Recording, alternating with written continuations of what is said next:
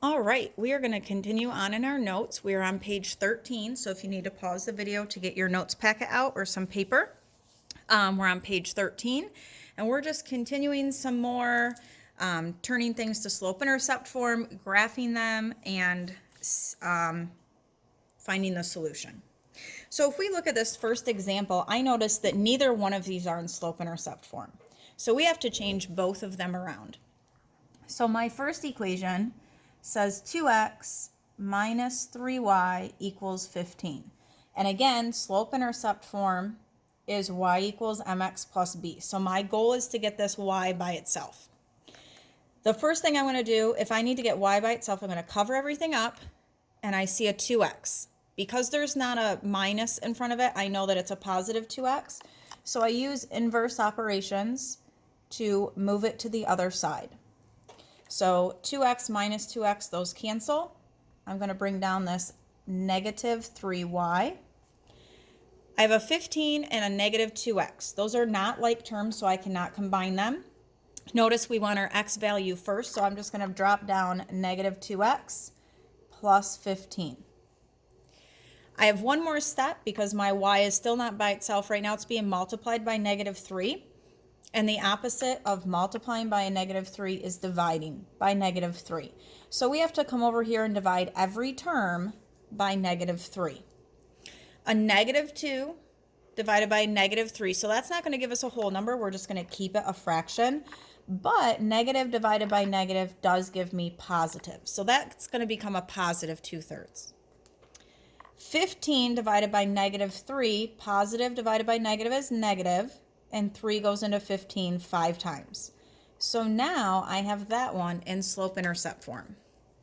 And let's go ahead and turn this next one into slope-intercept form. My second one is negative 3y equals a negative 2x plus 30. I guess I kind of got a little bit over there. So I noticed that I only have to do one thing to this y to get it by itself. Right now it's being multiplied by negative 3, so I need to divide everything by negative 3. Over here I'm just left with y. My negative 3's cancel, they equal 1, and 1y is the same thing as y. A negative 2 divided by negative 3, I'm going to keep it, but negative divided by negative is positive. A positive 3, oh, that's supposed to be a 30. A positive 30 divided by a negative 3 is going to give me a negative 10. So now that one is in slope-intercept form. When we graph them, we always want to look at our slope first. So I noticed that my slope is the same. And we have learned that if your slope is the same, that you're going to have no solution because you're going to have a set of parallel lines. So first, on my first one, I'm going to start down here at negative 5. This slope tells me to go up 2 to the right 3. So I'm going up 2 over 1, 2, 3. Up 2, 1, 2, 3. And remember when we're graphing systems, we really want that line as far across as we can. So I want a point or two over here. So instead of going up and to the right, we can do the exact opposite. So I'm going to go down 2, but to the left 3. Down 2 to the left 3. Now we're going to graph that line as straight as we can. And now my second one, I'm going to start at negative 10. So I'm down here on the y-axis at negative 10. My slope again is a 2/3, so that's up 2 to the right 3. Up 2, 1, 2, 3. Up 2, 1, 2, 3. And we don't really need points over here because that's off the graph. And that does confirm that we have parallel lines, so there are no solutions. And we are not, this year we're not going to talk about type of systems, so you don't have to worry about that. You just know that there's no solutions because they're parallel lines. All right, the next one I'm looking at, this needs to be turned into slope-intercept form. I have x plus y equals 4. So we need to move this x. I drop down my y. Again, I cannot combine 4 minus x because they're not like terms, so I have a negative x plus 4, and that is in slope-intercept form. My next one that I need to do says y minus x equals 2. So my goal is to get y by itself. Instead of minus x, I'm going to add x to both sides. Those cancel. 2 plus x, I cannot combine those. They are not like terms, so I'm just going to keep it separated. And that is in slope-intercept form. I'm going to look at my slopes. At first glance, they look like they might be the same, but this one's negative and this one's positive. So because I have different slopes, I know that my line should cross in one spot. So for my first equation, I'm starting at positive 4. And this negative x, remember that coefficient is like a ghost 1. So my slope is a negative 1 over 1. So that tells me to go down 1 and to the right 1. So I'm going to go down 1 to the right 1, down 1 to the right 1. And we can do this all the way across our graph. And then to get points in my my second quadrant, I'm going to do the opposite. I'm going to go up 1, but to the left this time. And that will give me some points in the other part of my graph. Now we want to connect those with as straight a line as possible. And we can graph our second equation. This one I'm starting up here at positive 2. This x means my coefficient is a 1, and that's the same thing as 1 over 1. So I'm going up 1 to the right 1. So up 1 to the right 1, up 1 to the right. And we could keep going. To get points over here, we do the opposite, down 1 and to the left. But we already can see where they cross. So because they cross right here, then we know that there is one solution, and that solution is the ordered pair where they cross. So remember, your ordered pair is your x value, then your y value. So it looks like I went over to a positive 1, and I went up to a positive 3. So my solution is the ordered pair 1, 3. And again, we're not doing type of system for this year.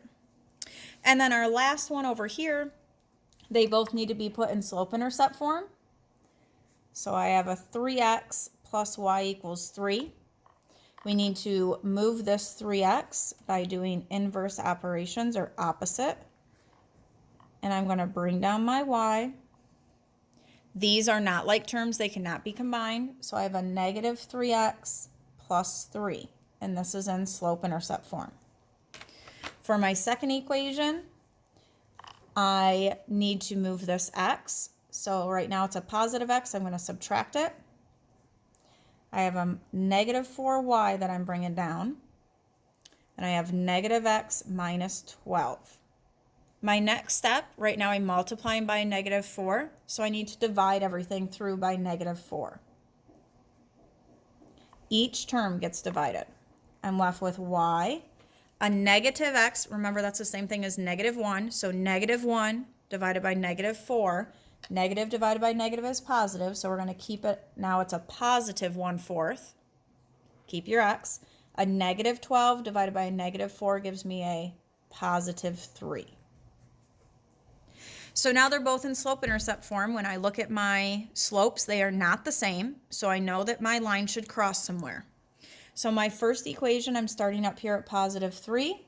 This slope says negative 3. So that tells me I'm going down 3 and over to the right 1. Because anytime you have a whole number, you always move 1. So down 1, 2, 3 over 1. 1, 2, 3 over 1. And we could get some points up here by doing the opposite. Going up 1, 2, 3 over 1. 1, 2, 3 over 1. Go ahead and connect though. Wow, I totally missed 2 of those points. And then my second equation, we're starting at positive 3. And there we can see it's the same point. This 1/4 tells me to go up 1 and over 1, 2, 3, 4. Up 1, 1, 2, 3, 4. And to get some points over here, we're going to do the opposite. We're going to go down 1 and 1, 2, 3, 4. So this line is going to be like that. And because they did cross, there is one solution. And the ordered pair is the actual solution. So notice they crossed right on that y-axis. So they crossed actually at the y-intercept because the y-intercept was the same. All right, now at the very bottom, you might need to pause the video to copy some of this down as we're talking about it. So it says, how can you determine number of solutions by looking at the equations in a system? So if I need to determine number of solutions just by looking at an equation, if I have the same slope but a different y-intercept, I will have no solutions. I will have parallel lines. And that's what we had up here in number 1, our first example. We had the same slope but different y-intercept, so we did not have a solution. Our lines did not cross anywhere. If we have a different slope, there will always be one solution because we are going to have intersecting lines. Notice in example 2 and 3, we had different slopes and our lines intersected each other. If everything about our equations are the same, if we have the same slope and the same y-intercept, we're going to have infinite solutions because they're going to form one line. Every point is going to be on the same line. All right, once you get that copied down, you can restart the video and then flip it over to page 14. We're going to take a look at a couple examples on here. The first one I want to look at is number 4. They're both in slope-intercept form. One says y equals negative x. One says y equals x. So if we're looking at our first example, the slope of this equation is negative 1. The y-intercept of this equation, there isn't one. So if there isn't anything added or subtracted to the end, we know it's 0. Okay, so let's look at our next equation. The slope of this equation, my coefficient to x is just a 1. And again, we don't have anything added or subtracted off to the back, so my y-intercept is 0. So when I go to graph these, I'm starting at the origin, I'm starting at 0, 0. And for my first one, I'm going down 1 to the right 1. And you could keep doing that. We want some points up here. So we go up 1 to the left, up 1 to the left.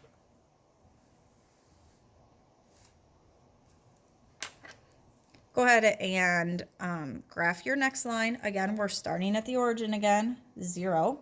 This time I'm going up 1 and to the right 1, up 1 to the right.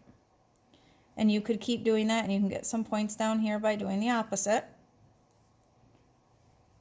So notice my slope was different. So according to what we just wrote down, my slope is different. I'm going to have one solution, and that solution is the ordered pair where they cross. Well, they happen to cross at the origin, and the ordered pair for the origin is 0, 0. All right, next I would like us to look at, let's look at number 6. I would like you to pause the video and go ahead and turn both of these into slope-intercept form and then graph them. So on this one, we have x plus y equals 10. We're going to subtract x from both sides, and slope-intercept form is going to look like a negative x plus 10. If I look at both of these, I notice that everything is the same. My slope is the same, my y-intercept is the same. That tells me I'm going to have infinite solutions. So I'm starting at positive 10. Negative x means down 1 to the right 1, down 1 to the right 1. And you could do that all the way across your graph. My second equation also starts at positive 10, and it's also a negative x, down 1 to the right 1, down 1 to the right 1. Notice all these points are exactly the same. My line is exactly the same. This has infinite solutions because the lines cross each other on every single point. All right, number 8. Go ahead and you're going to turn our first equation into slope-intercept form and then graph it. So for this one, first we're going to need to subtract 4x from both sides. So that's going to leave me with 2y equals negative 4x plus 10. Now I have to divide everything by 2. A negative 4 divided by 2 is going to give me a negative 2x. 10 divided by 2 is going to give me 5. And then my second equation is in slope-intercept form. If I look at these, I notice that my slope is the same, but my y-intercepts are different. Therefore, I know that I should have parallel lines. So equation 1 is going to start at 5. my slope is -2. So that's like -2/1. So I'm going down 2 to the right 1, down 2 to the right 1. And to get some points up here, we do the opposite, up 2 to the left 1. Now my second equation, I don't see a y-intercept anywhere. There's nothing being added or subtracted out here, so my y-intercept is 0. But my slope is the same, -2. So I'm going down 2 to the right 1, down 2 to the right 1. And we could do the opposite by going up 2 into the right 1. And you'll notice we have a set of parallel lines. So there are no solutions. There are parallel lines.